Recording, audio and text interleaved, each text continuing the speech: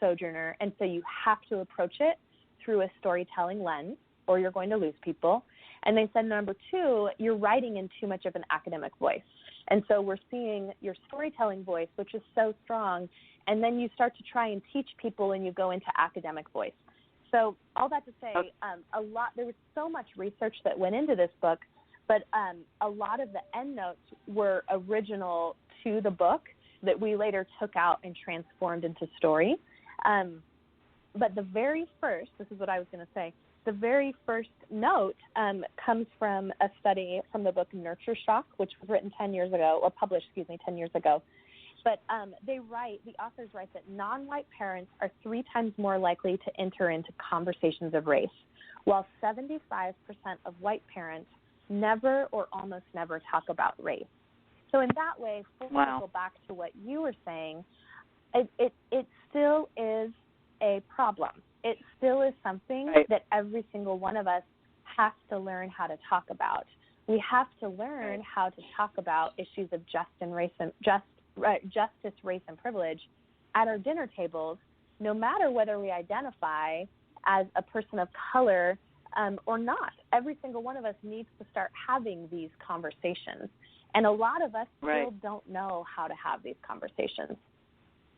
No, they don't. And it's, that's why your book is opening up dialogue in a way that it makes people want to ask questions. And that's why I think everyone should read The Color of Life by Cara Meredith, audience. But, you go through this, and when I read that part about colorblind, I must have bypassed that part of school because ours was just flat out ignorance. But not ignorance in the way that, hey, let's call it something and then be ignorant. I must have bypassed that part because I'm a little older than you. But you are definitely, it's hitting on a chord that I cannot imagine, one, because I'm a white, but I cannot imagine what the children must have felt by, one, not being seen, and two, not being valued by what they're being seen as. And to me, that's just, consequences that are astronomical, not only within the soul of the individual, but also passed on and passed down and, spread out in society. So, you're tapping on so much of what we've all grown up with, not knowing that we were so blind or so ignorant or so insensitive to so many things. And, it's important to have these things and these topics and these conversations brought up so that we can talk about the basics, because it's unfortunate that we have to learn the basics, but we do. We have to go back to, things that we should have been taught and learned in kindergarten. There's you were talking about, how in opening up our eyes and becoming more sensitive and becoming and opening up dialogue. Let's talk about some things that people of faith can do to address racial injustice. Are there some concrete ideas or things that you feel people who want to create a bridge can do to address racial injustice more? Absolutely. I'm going to pull up an article that actually just went live last week, and I'll send this to you if there's show notes or if your listeners want to read more. But I just actually had published last week. What's that? Wonderful. Thank you. Yeah. I had an editor reach out and say, hey, would you please write an article about concrete actions people of faith can take to address racial injustice. So I will send this to you, but it's kind of exactly answering your question. The first thing, we tune our ears to hear. And I would say for all of these, it doesn't matter whether you identify as a person of faith or whether you don't. This is something for every single one of us, but we adjust our ears to hear. My mantra, quite honestly, is to listen and learn and listen some more. And so for me in particular, and I think for all of us, but what does it mean to start listening to the stories that I haven't I haven't thought of mattered. What does it mean to listen to the stories of my brothers and sisters of color? What have I not heard because I haven't taken the time to listen in the first place? The second thing is to start doing our homework. Three of my favorite books to read when it comes to entering into these conversations: Just Mercy by Brian Stevenson, The Color of Compromise by Jamar Tisby. If any of your listeners are in Jackson, Mississippi, Jamar and I are going to be doing an event together in April. So you can check out my website, carameredith.com/speaking for more information. And then for those people who do identify as white, one of my friends wrote a book a couple of years ago called White Awake. His name, the author, is Daniel Hill. But it's a phenomenal book, especially for people of faith who want to start doing their homework. Number 3, raise your awareness. So entering into conversations of racial justice means raising our awareness. I think for all of us, that means that we begin listening to the voices of those we haven't always heard. But, most of us are on social media. So I would highly suggest going and making sure that you are following and listening to the voices of people of color, access websites created by racial and ethnic minorities, start watching some documentaries. We can pray for new eyes to see or meditate on having new eyes to see. But I often ask an audience, who are you not seeing? Because some people will say, well, I live in an all-white community. And I say, well, that is great, and I don't think you do. Who are you not seeing? Because you don't have to see them. 4 last ones, we get proximate. Brian Stevenson, the author of Just Mercy, he talks about this a ton, but he says we have to get proximate to the pain. And again, that's not necessarily about entering into an interracial marriage or about raising children of color, but what does it mean to get proximate to truly enter into relationship with our brothers and sisters of color, so that we can begin to understand and empathize with their pain. The last 3, to embrace holy lament. I think this is a huge one. This is where we recognize both on a personal but also on a systemic level the injustices that are present. Sometimes that means that we say sorry. Sometimes that means that we say sorry personally, but we also say sorry corporately. And the last 2, we commit to the journey and then we repeat. So committing to the journey means not just embracing conversations of racial injustice or of learning about historical figures that are Black or African American during the month of February, but we commit to this around year-round. We say, okay, I'm going to commit to learning and growing, and then we do it all over again. So that's part of the article. I will send that to you right now. That's wonderful. That's wonderful. Thank you, Cara. I really appreciate that.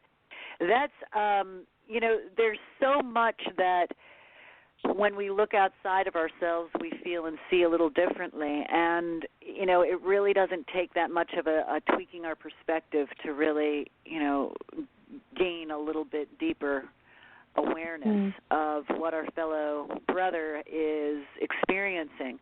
And, at this time in life and this time in our society, there's never been a greater time to heal the gaps that exist. And in coming back to your father-in-law, the wonderful James Meredith, he kept asking you a question, and I want to end our interview on this. He kept asking you, you know what I'm going to ask you. He kept asking you, why are you writing this book? And in your own frustrations of trying to answer this to the best of his acceptance, I loved your answers, by the way. Tell us. I mean, I see the many reasons and the layers of why you wrote this book. It's a great, wonderful storytelling, healing book. I think that this is a conversation we need to have at our dinner tables. I think we need to teach our children how to love one another beyond what we look like, because there's so much beautiful diversity in our country, and it's happening so much more frequently, thank God, that we are looking at things so much differently. So coming back to your wonderful father-in-law, tell us, Cara, why did you write this book? Yeah, well, that was the exact question that he kept asking me. This was on the trip that I mentioned. I flew out to Mississippi to interview my father-in-law, to spend some time with him and the family, just by myself, without my husband or the boys. And on our last day together, we were going and visiting all these different sites in Jackson that had been of historical significance to him and to the work that he had done, or the work that he is known for.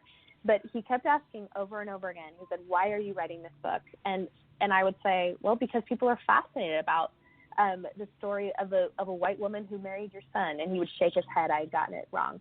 "Why are you writing this book?" And I would say, what am I not saying here? And I would respond, "Because I have a story to tell. Because white people need to understand the issues of race have something to do with them too. Why are you writing this book?"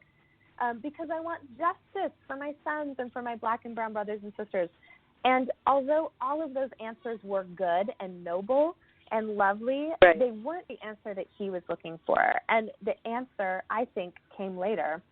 And that was, I was writing this book entirely for me. And I was writing this book because I had to embrace and believe that justice and wholeness and peace were also for me. I was writing this because of my brothers and sisters of color, but in realizing that wholeness and justice and peace, those are all the root of the same word, by the way. And so in realizing that that was mine, that I too am part of the beloved community, I can't help then but lay down my power and privilege. There's then something that happens when I have this realization that then I just want it for everyone else. So then that makes me fight. But I have to first realize that for myself. So that was the answer to the question. I was writing it for me. And I think that's what it is for every single one of us. We are invited to the table. We are the beloved community. And when we realize that and recognize that, we also see who isn't there or who hasn't been given full benefits, and we want and desire that for them. So for me, that I sit here and I go, wow, what an honor. My job now is just to have conversations about this conversation. With all the book tour stuff, we're not having Cara, the white lady, get up to read or talk about the book. But what we're doing is we are having me enter into conversations with friends of color, and it's a legitimate conversation in which we're each up there on stage and we're sharing our stories, because this is how we begin to have healing and have, again, ultimately maybe have justice and reconciliation. Oh, I love it. I love it. This has been such a wonderful hour, and honestly, I guess God, knows what He's doing always, because we needed the hour. Yeah. And I'm gonna have to do, like you said, another show. I want to have the participants of the film Imaginary Films on. I want to talk to you again. We'll do a recap after your book tour, and we'll just revisit this and talk again about what conversations came up about the color of life.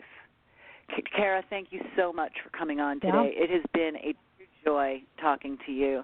I love your book. I think this is just a fabulous discussion, a fabulous book to open up eyes and hearts and discussions, and I wish you all the success and love in the world. Thank you so much for coming on, and I look forward to talking to you again.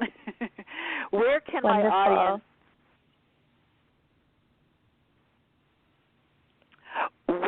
audience find you on your website? Absolutely. So my website is carameredith.com.